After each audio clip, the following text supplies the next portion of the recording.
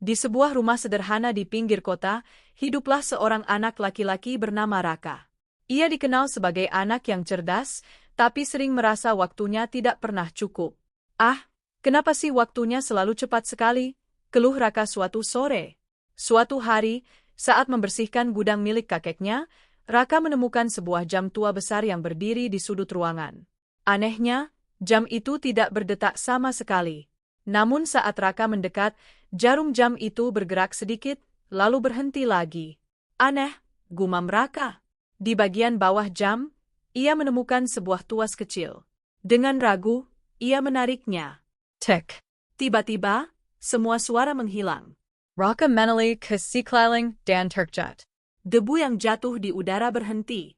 Tirai yang tertiup angin membeku di tempatnya. "Waktu, berhenti," bisiknya. Raka keluar dari gudang dengan jantung berdebar. Ia melihat ibunya di dapur, tapi diam seperti patung. Air yang sedang dituangkan ke gelas menggantung di udara. Ini benar-benar berhenti. Saat ia kembali ke jam itu, tiba-tiba muncul sosok tua berjubah abu-abu. "Tidak semua orang bisa menemukan jam itu," katanya. Raka kaget. "Siapa kamu?" "Aku penjaga waktu," jawabnya tenang. "Jam itu memberimu kesempatan, tapi juga tanggung jawab." Raka bingung. "Tanggung jawab apa?" "Setiap kali kamu menghentikan waktu, kamu harus menggunakannya dengan bijak." Raka mengangguk, meski belum sepenuhnya mengerti. Awalnya, Raka menggunakan kemampuan itu untuk hal kecil, menyelesaikan PR lebih cepat, bermain lebih lama, bahkan menghindari dimarahi. "Wah, ini hebat," katanya senang. Namun lama-kelamaan, Raka mulai bergantung pada jam itu. Ia berhenti mencoba mengatur waktunya sendiri. Setiap kesulitan, ia hanya menghentikan waktu. Suatu hari, ia melihat seorang teman kesulitan membawa buku.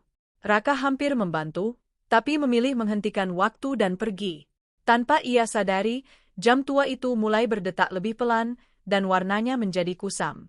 Suatu hari, saat Raka mencoba menghentikan waktu lagi, Tek. tidak terjadi apa-apa. "Kenapa tidak bekerja?" paniknya. Penjaga waktu muncul kembali. "Kamu mulai melupakan arti waktu." Raka menunduk.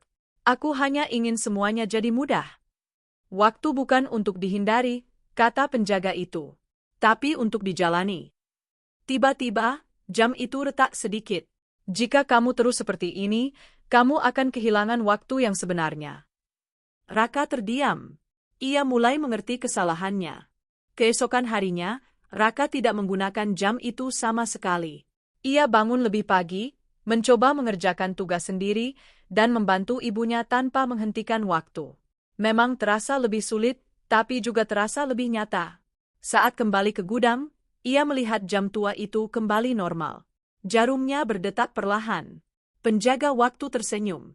"Kamu sudah belajar?" Raka mengangguk. "Waktu itu berharga, bukan untuk dihentikan, tapi digunakan sebaik mungkin." Sejak saat itu, Raka tidak lagi bergantung pada jam ajaib itu. Namun ia tahu, waktu akan selalu berjalan, dan ia siap menghadapinya.